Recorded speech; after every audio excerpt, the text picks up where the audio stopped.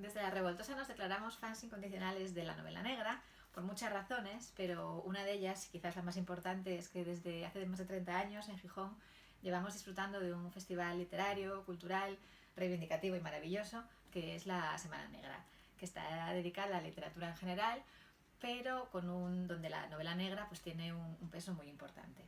Precisamente ahí, en ese marco, durante la celebración de la Semana Negra del verano del 2010, es donde transcurre la historia que nos cuenta Eduardo Arias, el escritor gijonés, en su libro Lorenzo Blanco y los crímenes inoportunos.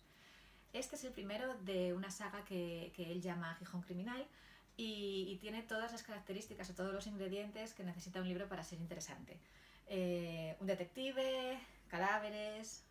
muchos guiños al noir más clásico, al cine, un poco de humor y un poco de crítica política que siempre es muy necesaria. Además, si os gusta, siempre podéis continuar con el segundo de los títulos de la saga, que es Lorenzo Blanco y el asesino políglota. No os voy a contar más porque ya sabemos que en la novela negra hay que andarse con pies de plomo y no se pueden desvelar más cosas de las necesarias. Y nada más, desde La Revoltosa os deseamos que tengáis felices lecturas y que nos veamos muy prontito en las librerías.